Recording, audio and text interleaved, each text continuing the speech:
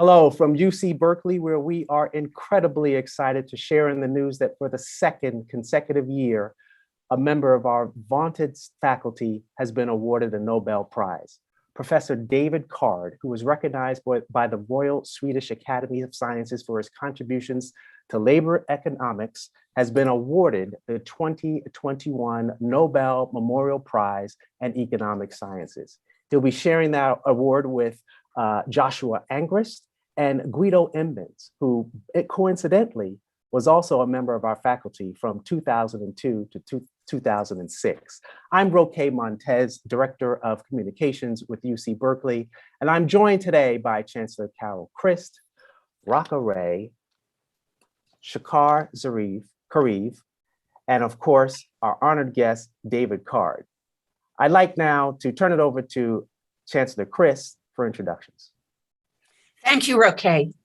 Today, I'm so delighted to be sharing our wonderful news that Berkeley Professor David Card has been awarded to the 2021 Sveriges Riksbank Prize in Economic Sciences in memory of Alfred Nobel for his contributions to labor economics. This is the 6th Nobel Prize that has been awarded to UC Berkeley's acclaimed Department of Economics. I will shortly turn over the podium, as it were, to Raka Ray, Chair of the Division of Social Sciences in our College of Letters and Science. Professor Ray will introduce the Chair of the Department of Economics, Shakar Kareev. The science of economics and the work of Professor Card has shaped our understanding of the most critical issues of our time: wages, immigration, the value of higher education, and gender and race disparities in labor markets. In the words of members of the Nobel Committee, Professor Card's work has improved our understanding of labor markets and completely reshaped empirical work in the economic sciences, challenging conventional wisdom. This last part, challenging conventional wisdom, is part of Berkeley's DNA. It's what happens in our classrooms and laboratories. It's what leads to inspiration, discovery, and new knowledge. It's what sets Berkeley apart and what makes this place the most exciting place to work and study. And it is what leads to the kind of recognition that we're celebrating today. Professor Card's Nobel Prize is the 26th awarded to UC Berkeley faculty members. As Chancellor, I couldn't be more proud of Professor Card and his colleagues in the Department of Economics. And you may know what's coming next. Yes, Professor Card, in addition to your Nobel Prize, and indeed because of it, I'm pleased to award you a highly coveted parking space near your office, a rare honor bestowed on UC Berkeley's Nobel Prize winners. I've been told that, like many Berkeley faculty members, you actually ride your bike to work. So let me see how we might go about creating a special place for you to park it in. I'm now delighted to introduce Professor Raka Ray, Dean of the Division of Social Sciences in UC Berkeley's College of Letters and Science. Thank you, Carol. It's a source of great joy and pride to the Division of the Social Sciences at Berkeley that David Card has won the Nobel Memorial Prize in Economic Sciences this year. For the economics community at UC Berkeley, this is a wonderful acknowledgement of the contributions made by the faculty at this great public university. At a time when inequality has polarized the country, not just economically, but socially, it's fitting that Berkeley, an institution known globally for being at the cutting edge of progressive social and economic research, should yet again be at the forefront. David Card's work has addressed the 4 most important economic issues of our times: the minimum wage, skills and wages, immigration, and school quality. His work in the 1990s on immigration and the effects of the minimum wage on employment ran counter to the then common sense understanding of these issues, and his revolutionary thinking was buttressed by his use of natural experiments and his deep belief in the power of economics as an empirical science. Dave is not just a great scholar, but a great mentor and institution builder. Let me now turn the podium over to Shakar Kareev, the chair of the economics department, with a final word of congratulations to David Card for this momentous award. Shahar. Thank you, Raka, and congratulations, Dave. So Dave has built the field of labor economics in Berkeley and has his fingerprints on all other fields of the department. I can say that above all, he's just a delightful colleague. He's intellectually honest, he's tough-minded, but flexible when he needs to be, and is ready to give advice on others' work as to accept it on his own. Dave loves his work, it shows, and it's contagious. And his independent thinking always leads him to the fundamental issues, no matter what the subject is, really. I can also tell you that Dave is our teaching ninja. He has an outstanding, engaging, and inspiring teacher, and has a remarkable record of advising and mentoring that is legendary, not only at Berkeley, but in the entire profession. After our PhD students awarded him our Best Advisor Award in 2000, 2002, 2003, 2004, 2009, and 2010. I think I'm not missing any year, Dave. I'm sorry if I do.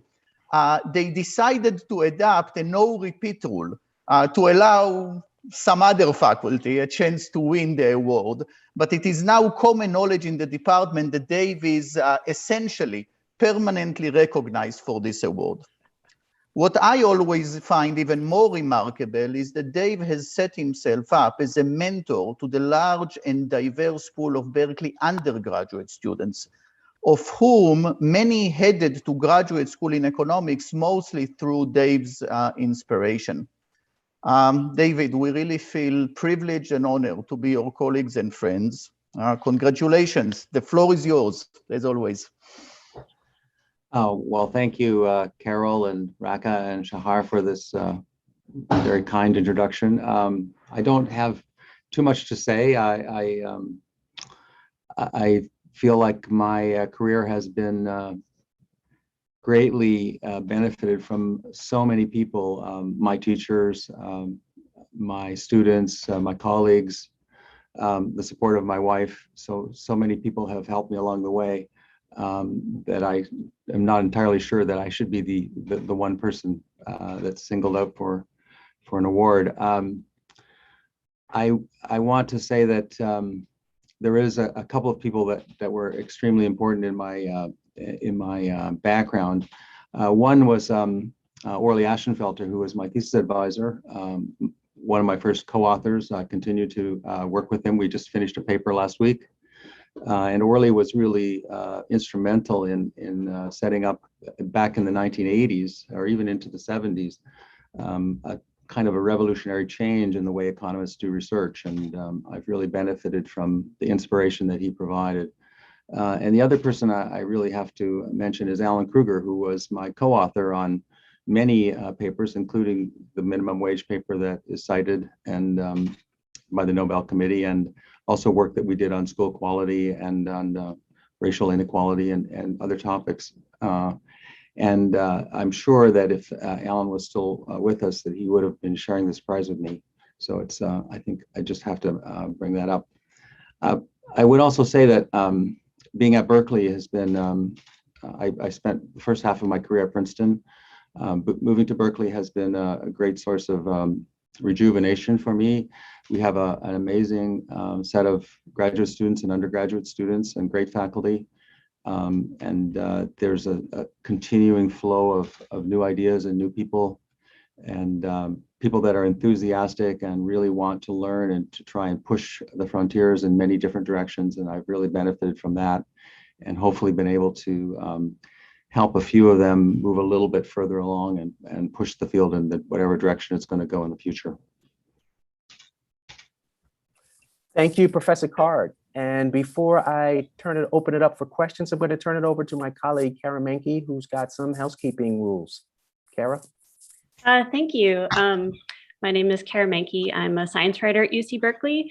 Congratulations again to Professor Card, and welcome to all the reporters who are joining us on the Zoom call and everyone who is streaming on YouTube and Facebook. So I ask that all the reporters please keep yourselves on mute. If you have questions, please submit them to me via the chat, and I will call on you to unmute yourself and ask the question that you have for David Card. I will also be dropping in a link to a Google Drive folder that we will be updating throughout the day with additional photos and video for you. So to get us started, I have the first question from our Berkeley's own Will Kane. David, you work with so many graduate students. What will you tell them about this award? And what does it mean for young academics to have their mentors and instructors recognized in this way? Well, I'm not exactly sure. I haven't given that any thought, really. I guess I think that people doing research these days in economics is much more like many of the scientific fields, in that people are part of a big team. And oftentimes there's almost a lab-like environment. And so people can benefit by being part of the team and for having a victory for the team. So I guess I would say that think of this as a victory for the team. That's wonderful. We're also wondering if you could maybe explain a little bit about your research and some of the impacts that it's had. Well, I think that probably the thing that the Nobel Committee was thinking of was the idea of trying to learn about society and economic forces in society and the way people interact and so on. From observing disruptive or unusual events, and trying to infer from those events something about the way that that our models are informed. And so one example of that is this particular study that they mentioned that Alan Kruger and I did, looking at the effect of a minimum wage increase. And it's actually incredibly simple methodology. Essentially, we were living in New Jersey, and in the early 1990s, the New Jersey legislature decided that they were going to raise their minimum wage. At the time, a nearby state, Pennsylvania, just literally a couple of miles away from Princeton, had no such plans. And so it sort of set up what we thought of as a quasi or natural experiment situation. There'll be a set of employers on one side of a state border that have to raise their wage, and a set of employers on another side that don't. Otherwise, business conditions, people are kind of the same. And so we developed that idea and did a kind of a collection of data from before the minimum wage went up and after, and reached our conclusions. And I think at the time the conclusions were somewhat controversial. Quite a few economists were quite skeptical of our results. I believe Alan's favorite phrase that we were accused many times at that time, you may recall, there was a kind of a scandal about a research program called cold fusion. And we were accused of doing cold fusion economics many times. But anyway, the thing that I think has really influenced the field is more the idea of looking for these pivotal events or things that have happened that could potentially inform our theorizing and understanding of the world. Another example of a project that I did around the same time, in 1980, Fidel Castro released a whole bunch of people from Cuba, and over 150,000 of them eventually ended up moving to the United States, many of them staying in Miami. And so I studied what happened in the Miami labor market compared to other markets that had been fairly similar to Miami's in the period before this Mariel boat lift. And again, the same exact idea of a simple analysis of a disruptive intervention or experiment. These days, people call those things natural experiments, and I think the Nobel Committee especially pulled that out. And they also, in their award for Joshua Angrist, mentioned exactly the same kind of an approach in a project he did with Alan Kruger.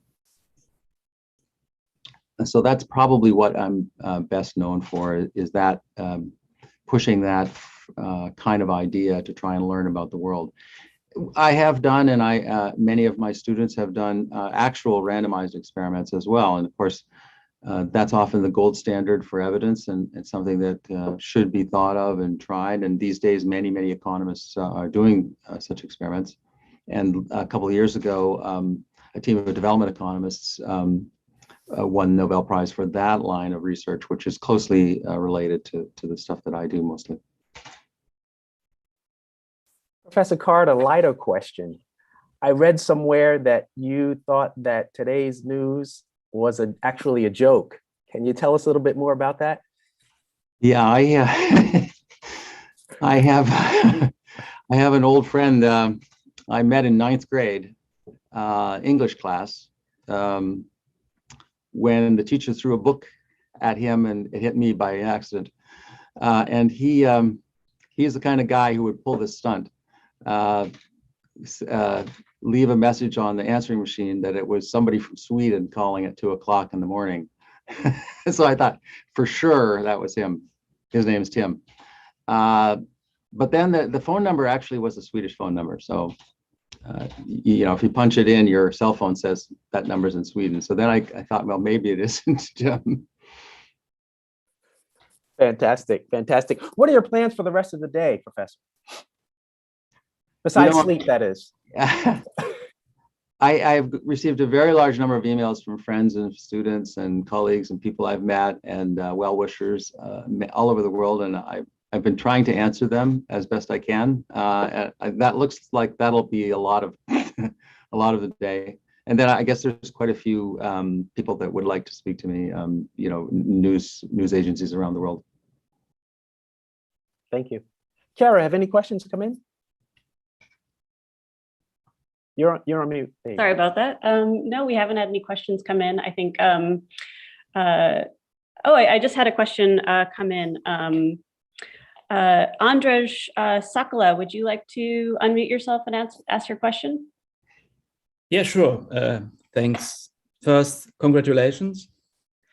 And second, the question is, how do you think the research you did and the methods you used are relevant for today's situation in the US and in the world? Well, research builds slowly, and our understanding of the labor market or any economic phenomenon is always evolving. And so at any one point in time, a particular piece of research may have some influence, but a lot of times it takes many years and a lot of rethinking of how that evidence actually either confirmed or contradicted existing wisdom. For instance, in the minimum wage study, I think the main thing that's really come out of that, contrary to what everyone thinks, it is not that we should raise the minimum wage necessarily, but it's rather a focus on a different way of thinking about how wages are set. Alan and I, in our subsequent to that project, in our book, we spent quite a bit of time discussing the idea that employers have some discretion in setting wages. Not necessarily a lot, in some cases quite a bit, in some cases not much. And that idea is now really taken off, and almost 30 years later, it's taken for that to happen. And so these days, a really interesting sets of research are being done using that idea to help enlighten things like black-white wage differences or male-female wage differences. So I think oftentimes we can't see precisely what the ramifications will be of a finding. And sometimes students get a little discouraged if their results they seem to be pretty interesting and no one really cares. And I always tell them, well, you never really know for sure. Sometimes a result will take some time to be fully appreciated. Van Gogh never sold any paintings in his life. So, if you want to take that as a possible, way to think about your own work. Thank you, David. We have a question from Andrew Keshner from MarketWatch. Andrew, would you like to unmute yourself and ask your question? Hi, Professor. Andrew Keshner, MarketWatch. Congratulations to you.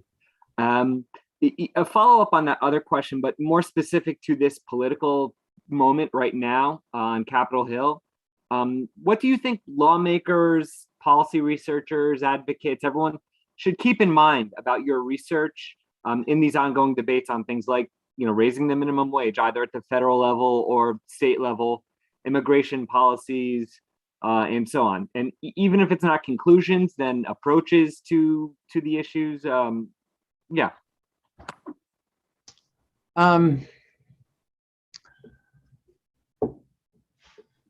Well, I think, for instance, in the area of the minimum wage, there's been just an enormous amount of research in the last 25 years, following the work that I did with Alan Kruger, and not just in the United States, but in other countries. And I think reevaluating that evidence and thinking about it carefully and evaluating the whole thing from a more scientific view, not from an ideological point of view, I think is helpful. And could be useful, but I'm not particularly optimistic that views on topics like the minimum wage or immigration, the simple kinds of things that economists bring to the table and the kinds of knowledge that we can bring are not necessarily the whole story. Fundamentally, if minimum wages go up, even if there's no employment effect, it's still the case that employers have lower profits. And so employers may say, well, we need our profits. So, there's fundamental trade-off between workers' wages and employers' profits. And that isn't really something an economist can, we can say what the trade-off is, but we can't really say which way you should come down on that trade-off.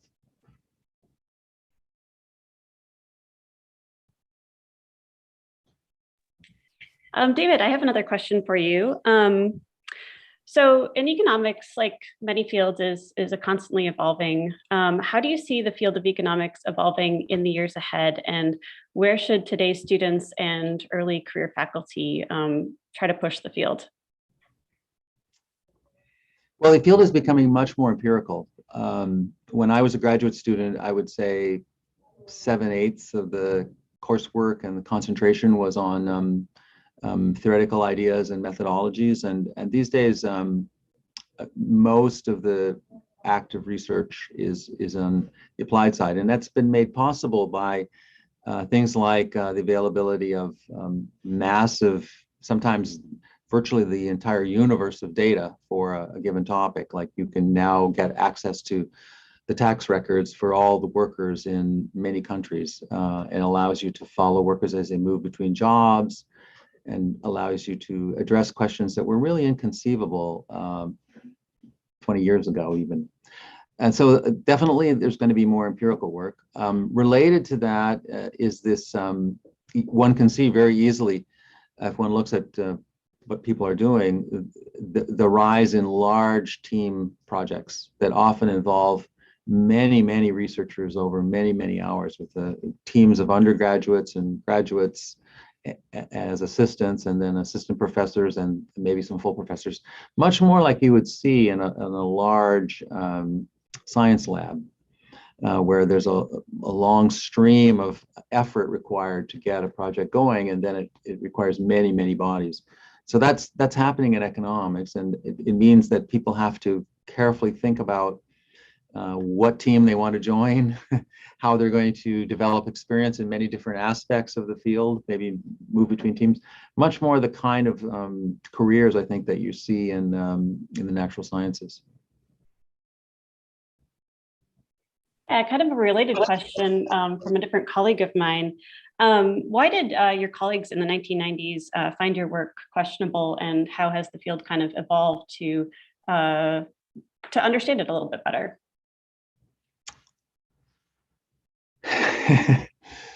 Well, economics historically was introspective field. So someone would develop a set of hypotheses from introspection about the way that things worked. And it's oftentimes when people are developing introspective models of the world, they get mistaken between what they, what could be true and what they wish was true, or what they think should be true. So it often inadvertently starts, their theorizing starts to pick up kind of one could think of it as an ideological bias, which comes about from the set of particular simplifications they want to make for their theory versus another theory. And anyway, the reigning theory of the way labor markets worked in up until fairly recently, and to some extent even today, says that a given employer has no discretion in what wage they set. Each individual worker essentially faces a market wage, and the employer simply says, oh, I want to hire that person, I'll pay them this wage. That's what they require in the market. I want to hire that person. That's what they'll pay. Now, in the other fields of economics, for instance, the field of economics that studies pricing of gasoline or pricing of groceries, they no longer think like that. They haven't thought like that for 30 years. But the labor economists, being kind of a conservative bent, a small c conservative bent, wanted to stick with kind of what you might think of as 1920s thinking in a way. And so our results really make a lot of sense. My findings on the minimum wage, for instance, and to some extent also on immigration, make much more sense in this world where employers have a lot of discretion in what wage they set. They don't make much sense in this old-fashioned view. And so the reluctance of people to give up on that old-fashioned view really said that, well, as an old friend of mine said, my first co-author was a person named John About, who's now the chief economist at the Census Bureau. And John once said at the end of a seminar, well, once again, the theory has tested the data and found the data wanting. So they were thinking about it along those lines. Professor Card, was this ever a prize that you imagined you'd receive? And now that you have it, what do you do for an encore?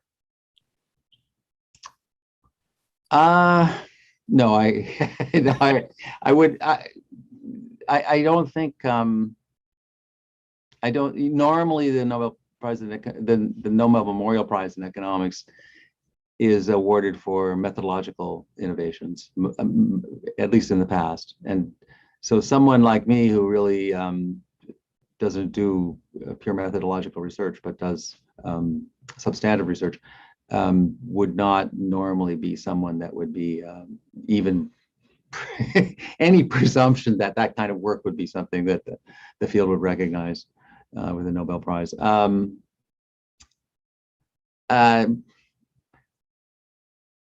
I suppose I've got quite a few papers that are overdue. I have a table I've been working on the last couple of nights, and I'll be working on that table probably as soon as I get some sleep. Thank you. Kara, any other questions? No other questions at the moment. Okay, having said that, then why don't we, for the next couple of minutes at least, Professor Card, if there are any sort of closing statements or comments that you'd like to make, that would be fantastic. Leave the floor to you. Well, as I said at the beginning, I'd like to again reiterate that you know, to the extent that my career has been successful, it's really building on the contributions of so many people, starting with my wife, who's been tolerant of long hours and many absences and many forgotten events on my part.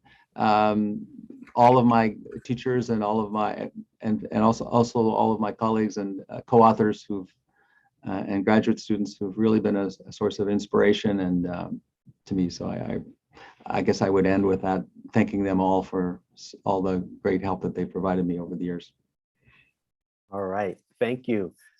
Well, on behalf of Chancellor Carol Christ, Dean of Social Sciences Rocca Ray, Chair of Department of Economics Sakar Kareev, my colleague Carla Manke, and of course our honoree David Card, I am Roque Montez, and I thank you all for being with us this morning. And once again, David Card, congratulations to you. Thanks for being with us. Thank you.